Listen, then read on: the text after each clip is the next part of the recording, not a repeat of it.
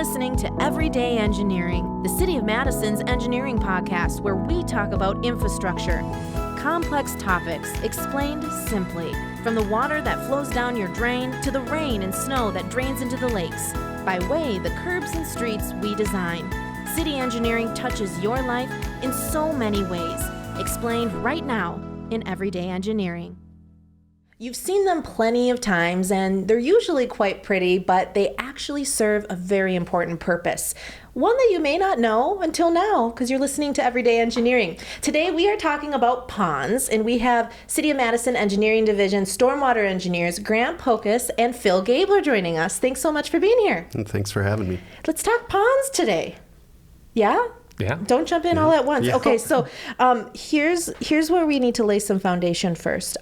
Before anybody starts talking about ponds, what do you do day to day? And introduce yourself, and how does that intersect with ponds? Okay. Grant, do you want to start? Sure. Okay. Day to day, I design ponds. I answer questions. Ponds are a lot of what I do. When the city needs some stormwater treatment or ponds, I take it through design, through construction, and maintenance, and I'm there for questions. You're kind of the pond man. This is awesome. I would say before I worked at the city, I designed over 100 ponds. So I learn something new every day. That's awesome, Grant. Okay, Phil, what do you do, and how does it intersect? A big part of my job is to review pond designs. Before Grant was at the city, I actually reviewed a lot of the ponds and plans that he made, and I was like, oh, this guy knows what he's doing. We should bring him in. Let's bring in the pond man. This is great. So, I look at it from, new plat development, how a lot of ponds are used to meet the stormwater requirements, and then also the water quality goals for the whole city. Ponds can do water quality management, and so I model ponds. So I take the physical pond and I turn it into a little bit of computer code, and there we go. We get a number. And you get a number. I think this kind of topic, purpose of a pond, really came up after, I've been sitting in a ton of stormwater kind of meetings over the last few years, and there are always questions about ponds. What is a pond supposed to do? A lot of people think ponds are just there to be pretty. Some understand, some do, some don't. Ponds are always a big conversation starter. The city has roughly, I'm saying, 300 ponds on stormwater utility-owned land. So first, what does that mean? And I guess when it comes to stormwater utility-owned land, if people aren't familiar with what that means. I think I can take this one to start. Sure. So when a new development comes into the city of Madison, right? Mm-hmm. There's a stormwater management plan. And kind of specific to Madison, when those, the ponds at the bottom of the hill usually that are slowing down the water and treating that water, those are put into a section of land that is then given to the city. And the city takes over the maintenance of those ponds forever. So that's what it means to have stormwater utility owned land. Right. And then those ponds will spill out into a greenway. So it's this interconnected drainage network that is all owned by the city. Okay. And then the next question, what exactly is a pond? It sounds so simple. It's just, water in the back. It's pretty. But what exactly, in both of your opinions, I guess, in your point of view, what exactly is a pond, and what is the actual purpose of a pond? Pond man, Grant? Well, I don't know. There's a lot of different kinds of ponds, and they're defined by specific words. But in general, a pond isn't maybe a green area that collects water. A green area. Yeah. That collects water. Yep. Okay. And I guess the ponds that I design the most would be detention ponds, which take water from upstream, like Phil was saying, clean the water, and maybe reduce the peak flow before going downstream. Okay, so peak flow, what does that mean? Well, in development, as we develop areas, more water runs off from rain. And so what we're doing is trying to keep that flow kind of close to what it was in existing conditions. Okay, Phil? Yeah, so I think Grant covered that well. Like when you think about that peak reduction, right? I like to think of it kind of as a bathtub, right? So if you have a bathtub and you have the water on just a little bit, right? The water that comes in, you hardly get any water on the bottom of your tub. It goes down the drain. Now, if you crank it full blast and, maybe you drop a washcloth in and it's clogging that drain a little bit, you'll start to back up water because the flow in is faster than the flow going out. And that's what ponds do for rainstorms, right? As the water comes in really fast, it just slows everything down. It says, hey, pump the brakes, water. You're going to hang out for a little bit. And, part of being a stormwater designer is you match those, the reduction in that release rate, right? You slow that water down just enough to maximize all the storage you built in your pond. And that's what it's supposed to do. That is the true purpose of a pond. Right. Okay. Correct. Okay. Wow. We're getting engineering today, but this is good. Trying to unpack it. Technically, it's a piece. It's like one option in our kind of whole folder of stormwater infrastructure tools, right? So like in that like toolbox of, we have an area that it has an issue with stormwater, whether it be too much, what have you. This is one, right? We have ponds, we have greenways. What else do we have in that toolbox for stormwater infrastructure? We have places where we can let that water soak away, right? So we call those infiltration basins or bioretention or rain gardens. We've talked to those on the show before. But if you think about ponds, you kind of have three flavors, right? You could build a pond out of concrete, right? You could make it be a swimming pool. Yeah. Where the water comes in, all you do is slow it down, you drain it out the bottom. You're not even going to collect any sediment in there. It's just everything's going to flush through, but you slow it down. Maybe you'll get a little sand and gravel in there.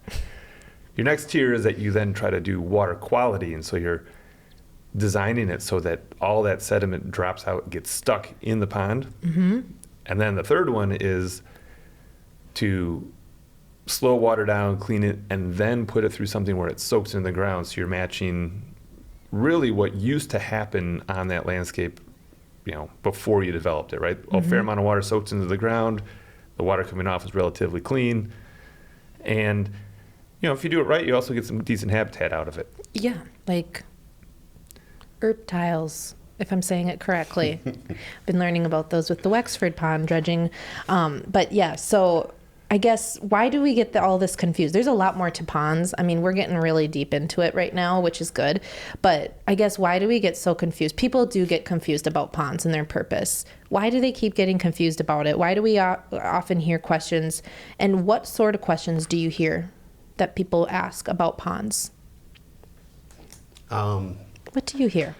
Well, I think people are starting to understand that ponds are part of the infrastructure and see them. They're not just there for pretty? Right, but they are pretty. The city does a great job at maintaining them. We have a great vegetation staff, so they feel great. And I think mostly I get questions on what do they do. And like Phil said before, they clean the water, they reduce the flow, and kind of help downstream.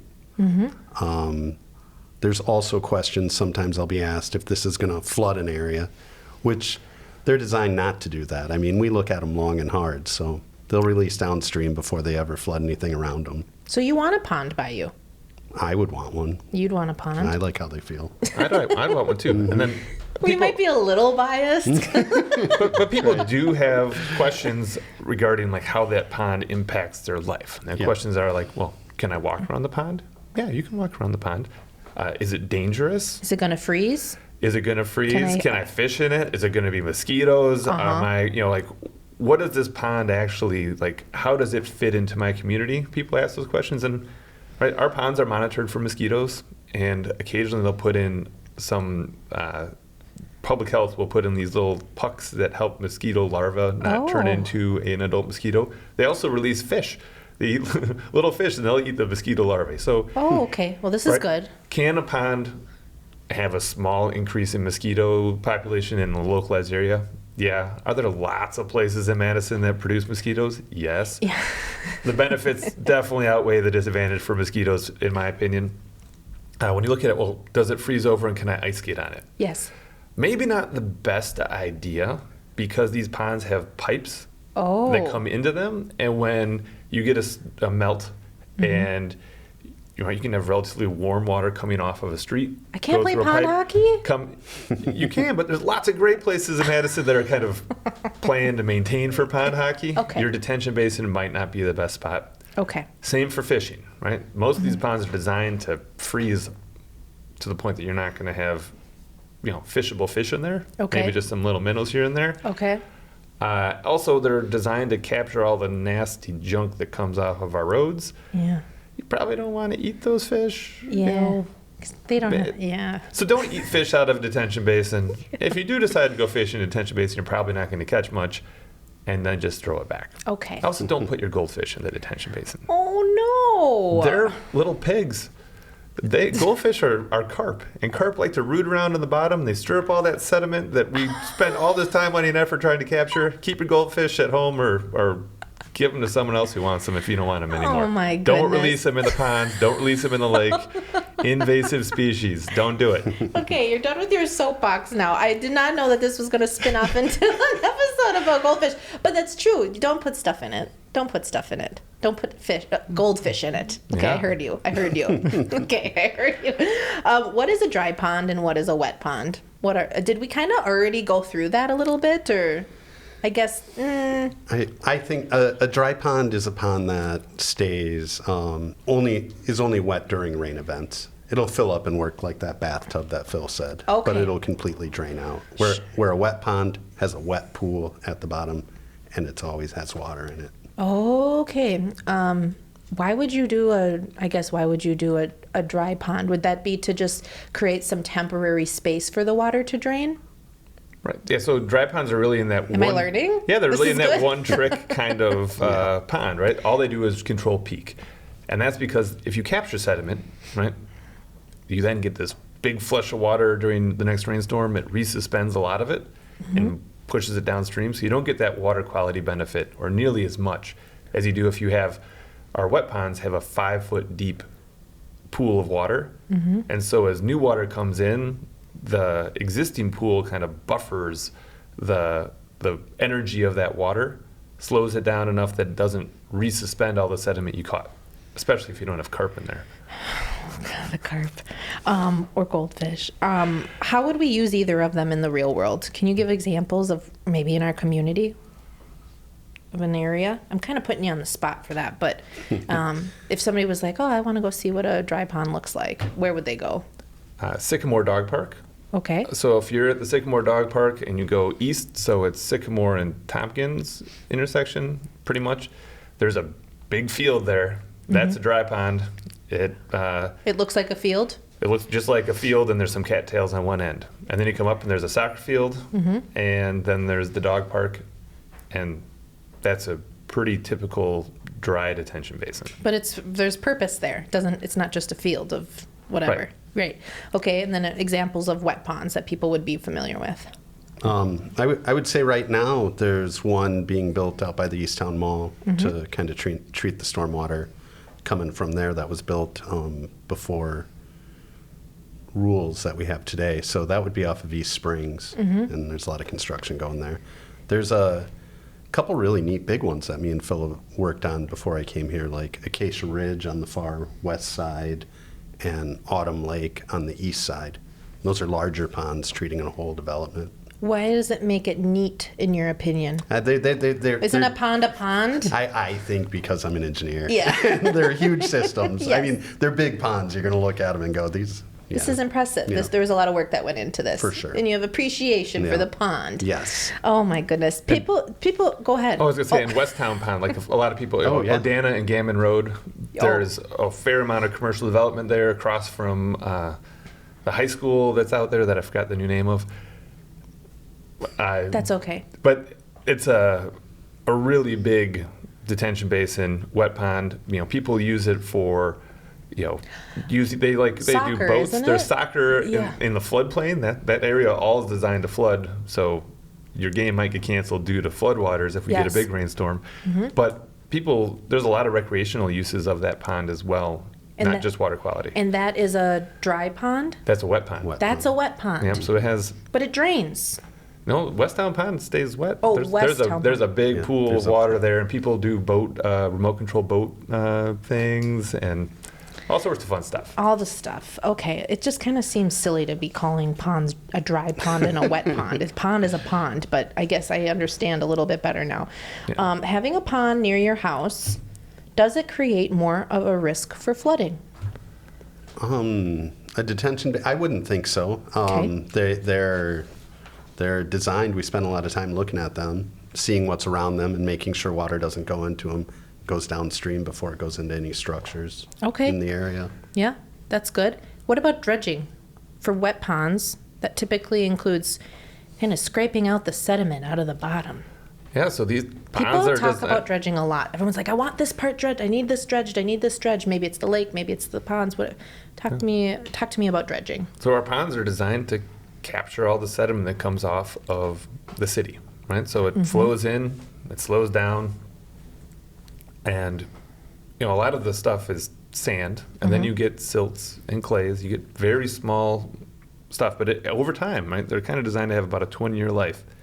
That sediment builds up, especially if it's designed right, it doesn't get flushed through, it stays there. And when that sediment gets to 3 feet from the surface of the water, it's time to scoop it out. So usually you either draw down the pond, make it dry, and help to get that sediment to consolidate, or you come in and you just do hydraulic dredging where you have a tube, a giant straw with a blender on the end, and you suck up all the muck at the bottom. Then you have to dewater it, dry it out. Depending on how nasty it is, you either apply it or you put it in a landfill. Isn't it just like dirt? No. It's not. Not dirt. It's yuckies. It's yucks. Yeah. Yeah, we're using really technical terms today. Your tires, right? What? You know how your tire tread goes away, and then you go to get your flat fill or flat fixed, and they're like, oh, we can't put this tire back on. You get to buy a whole new set. Yeah. Yeah. Well, that rubber, yes, goes into our detention basins. Anything you put anywhere goes into our detention basins, and we capture it. Your brakes, as they wear down, that brake dust goes in. The dust. Everything from the street. Everything from the street. Your leaves, if you leave your leaves in the street and don't rake them off, that gets in there. When there's construction erosion, that gets in there. The sand we put out on the street in the winter so you don't slip and slide, that goes in there. Yuck. But the dredging means the pond's working. It's holding it in the pond where we want it. Oh, so you like dredging as music to your ears. I wouldn't say I like dredging, but it means that the pond's doing its function. Sure, so the purpose is, it's okay. Yep. Wow. There's also an episode on leaf management, many of them, if you're interested, on Everyday Engineering. Okay, if anyone's listening or watching and they have one thing that you want them to know about ponds after clicking stop on this episode, what do you want them to know about ponds and the work we do? Last question. I would say that they help out our whole, the whole city's stormwater infrastructure. They help keep the lakes clean, help kind of mitigate floods, and they're a really nice natural part of our environment. And the city really takes pride in maintaining them. Yeah, I'd say they're a great intersection between form and function, where it serves this purpose, right? That we need so we don't flood people out downstream as we do development, and we can better match the way water used to run off of our landscape. But they also provide a lot of green space, a lot of places for people to walk around and enjoy kind of natural ecosystems, semi-natural ecosystems. Sure. So with that, try to refrain from doing your own maintenance, right? When you mow native landscapes, native prairies that we put around here too much, too early, or at the wrong interval, you can kind of mess them up. So, leave that to it's the city's job to maintain that, kind of leave it to the city, and enjoy those intersections of form and recreation. Wonderful. Did you know we actually have a website specifically dedicated, or a web page, I should say, on our website, specifically dedicated to ponds, and just search ponds of City of Madison Engineering. Thank you both for being here. Ponding. We ponded and we talked, and we also have the pond man. We have the salt man and the pond man. This is great. Thank you so much for being here. Thank you so much for listening. If you have a question or a comment about anything we talked about today, please write into our Facebook page, City of Madison Engineering Division, because as always, we're here for you as a resource every day in engineering.